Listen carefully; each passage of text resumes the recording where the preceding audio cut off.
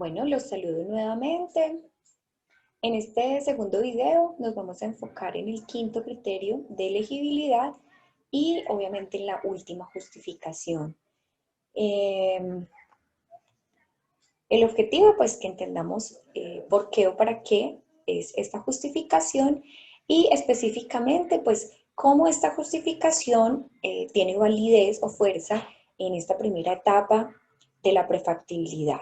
Entonces, vamos a hablar de la justificación legal, comercial y gerencial. ¿Qué busca específicamente esta justificación dentro de esta primera etapa? Pues mostrar la distribución adecuada de los riesgos que se presentan y que además es normal que se presenten entre la entidad estatal y los socios privados. Al mostrar específicamente los riesgos que se van a manejar, hay que explicar cómo se van a manejar, cómo se van a mitigar, para que no se convierta en un tropiezo en la ejecución del proyecto. Adicional, pues se debe incluir un documento en el que se muestre es lo que llamamos minutas, los análisis jurídicos precontractuales y contractuales del proyecto. Y adicional, identificar detalladamente los mecanismos de pago. Se tiene que estructurar cómo y cuándo se van a realizar, articulados con los indicadores de calidad y cumplimiento. Acordémonos que en el primer video hablamos que en este tipo de proyectos de APP es fundamental entregar el proyecto funcionando. Para tal fin, los pagos deben estar sujetos a las políticas de calidad y cumplimiento.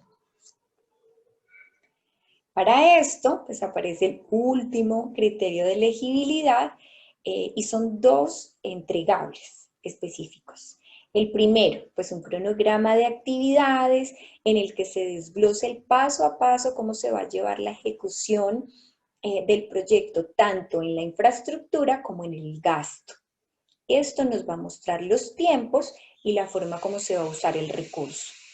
Y adicional, se tiene que entregar un organigrama que nos señale explícitamente lo requerido para la implementación, ejecución y posterior seguimiento del proyecto. Lo que busca esta justificación, este último paso, es asegurar la correcta coordinación, interacción, cooperación y monitoreo del proyecto durante su vida activa. Bueno, hasta aquí suena súper interesante. Entonces, ¿cómo cerramos esta última justificación, con el criterio que vimos? Se enfoca en demostrar que el proyecto es realizable con los recursos que postulamos y con los presupuestos acordados. O sea, más sencillo no. Se escucha muy fácil, por eso quiero que analicemos un ejemplo para que entiendan un poquito lo que he querido mostrarles en los dos videos. Listo. Ustedes se van a dar cuenta que en el PDF habla de 5 justificaciones: estratégica, económica, financiera, legal, comercial y gerencial. Pero en los videos yo no hice énfasis en las justificaciones tal cual ustedes las están viendo, sino que me enfrasqué o me enfoqué en los 5 criterios de elegibilidad. ¿Por qué? A través de el tiempo, los ejemplos nos han mostrado que las justificaciones en los proyectos de APP son muy bien estructurados. Hay algo que dice que el papel aguanta todo y los evaluadores saben eso. Por eso organizaron estos criterios de elegibilidad que les permite analizar el proyecto en la vida real. No en la proyección que se hace en una justificación, sino en la vida real.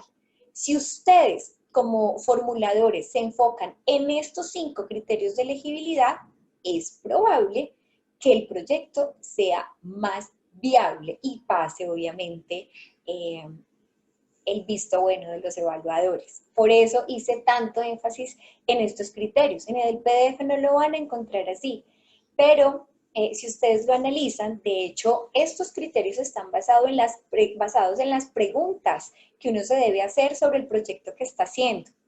El proyecto es socialmente viable?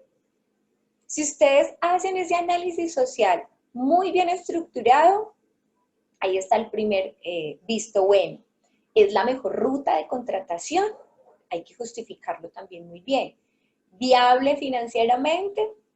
¿Realmente me va a dar para que un privado invierta su dinero? ¿Se va a sostener el proyecto a largo plazo? Ahí hablamos de rentabilidad y los mecanismos de control específicamente hablan de los riesgos. En todos los proyectos se van a manejar riesgos, hay que mostrarlos y hay que decir cómo se van a manejar. Vamos a analizar uno de los proyectos o uno de los temas que más me preguntan cuando yo hablo de evaluación de proyectos. Y es el proyecto férreo. Hablemos un poquito de los antecedentes o lo que vemos que ha hecho el gobierno para abrir estos espacios y cómo se ha manejado y por qué en la actualidad no hay tantos proyectos de estos funcionando. Los antecedentes nos dicen, a ver, en el 2010 el gobierno planteó la implementación de sistemas de transporte multimodales. Ahí están, los aéreos, los terrestres y los férreos. Significaba que se podían presentar proyectos de inversión en esos tipos de transporte, de sistemas de transporte. Se estudió específicamente la estructura férrea que tuvo muchísimo auge en el siglo XX y se encontró que en Colombia hay 3.300 kilómetros de vías, puede que estén en mal estado, pero están los tramos, o sea que de alguna manera se podían utilizar, ¿cierto? Dentro de esos 3.300 hay 190 kilómetros que en la actualidad están en concesión y es un tramo que está de La Loma a Ciénaga y específicamente transporta 50 millones de toneladas de carbón. Es el único que está activo. Entonces, ¿qué dijo el gobierno? Postuló un proyecto en el que revisó los tramos que eran más viables, que eran más fáciles de recuperar y encontraron dos que eran potenciales. El de La Dorada Chiriguaná y el de Bogotá Belén. Entonces dijeron, listo, con plata del gobierno de inversión pública directa o tradicional, vamos a mejorar esos dos corredores y que se presenten proyectos de APP, o sea, de inversión privada, para que comiencen a darle funcionamiento a esos tramos. Así lo planteó el gobierno. Se mostraron o se presentaron muchos proyectos a través de la alianza público-privada y aquí es donde voy a analizar desde los criterios de elegibilidad qué pasó, porque no pasaron, ¿cierto?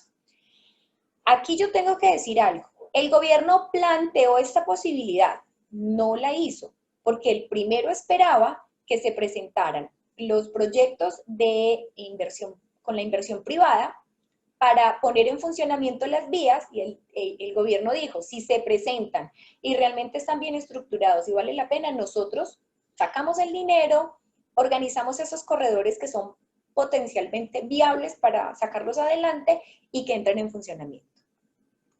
Comenzaron a presentarse los proyectos y ¿qué se encontró a nivel general? No quise sacar uno a uno, pero a nivel general, porque ninguno pasó, se encontró que la mayoría, yo diría que más del 99%, las justificaciones estaban muy bien estructuradas. O sea, en el papel uno leía las justificaciones y espectacular. Pero cuando comenzamos a ver esas justificaciones, pero en el plano real se encontró la primera, que es el primer criterio de elegibilidad que encontramos, que es la evaluación social. Plantearon construcción de tramos en lugares donde no era necesario, o sea, donde no había sociedad, no había población. Por tal razón, no había un beneficio directo hacia la comunidad. ¿Por qué lo plantearon así? Porque para ellos era más económico. Y en los proyectos en los que ellos enmarcaban rutas de pasajeros, no mostraron la interconexión con las estaciones, como lo hace otras modalidades como la terrestre, que son los famosos alimentadores. Ellos no mostraban ningunos alimentadores, simplemente que la población llegara a tomar el servicio como pudiera. Y ahí comienza a caerse el proyecto, porque yo tengo que garantizar que los pasajeros sí van a tomar el servicio. El siguiente criterio que voy a analizar es la sostenibilidad financiera, que si lo vemos con el video anterior es el tercer criterio de elegibilidad. ¿Qué sucedió? Todo proyecto, y más este, tiene unos riesgos específicos con el mantenimiento, la construcción de nuevos tramos, la sostenibilidad de los equipos o compra de maquinaria. Y no se mostraba. Había falencias en esta inversión. Y adicional, cuando comenzábamos a analizar las tarifas, que son las que van a sostener el proyecto a largo plazo, tenían que aumentar muchísimo el valor de los pasajes para darle sostenibilidad a estos gastos operativos, a los tramos o a la compra de nuevos equipos. Al final era imposible sostenerlo financieramente. Los mecanismos de control. Este creo que es el quinto criterio de elegibilidad, que son los indicadores que prestan el servicio. ¿Ellos qué pretendían? Voy a poner un ejemplo. Digamos que en uno de los tramos que estaba planteando el gobierno, se analizó dentro de la justificación que más o menos 50.000 personas utilizaban servicio público. Y ellos, dentro del criterio de elegibilidad, mostraban que 30.000 de esos pasajeros apenas se pusiera en funcionamiento este tipo de transporte, de una vez lo iban a tomar. Si estamos hablando de cultura, si estamos hablando de pasajes que sean más costosos, la gente no va a ser tan sencillo, Dios está tronando, que se pasen a este tipo de transporte porque ya conocen el anterior, porque ya tienen organizado su presupuesto en la casa, las rutas de acceso y demás, no era sostenible. Y adicional, cuando hablamos de carga, ¿cierto? El transporte de carga, no se planteaban interconexiones con los puertos de Colombia, los que ya tenemos. No había ningún tipo de conexión, entonces cualquier persona que quisiera utilizar este tipo de transporte férreo tenía que buscar la manera de llevar la carga desde los puertos hasta las estaciones, y tampoco era viable. La única o el único criterio de elegibilidad que realmente estuvo bien sustentado y que pasó la prueba fue el que la APP, la alianza público-privada, era la mejor forma de contratación, porque había inversión privada que permitía realmente organizar el proyecto y ponerlo en marcha. Entonces, por esta razón yo les hago tanto énfasis en que se enfoquen en estos 5 criterios de elegibilidad que les dejé en los videos, porque les va a permitir entender el proyecto más real, de forma más real, y obviamente a los evaluadores darles más herramientas para que el proyecto sea viable.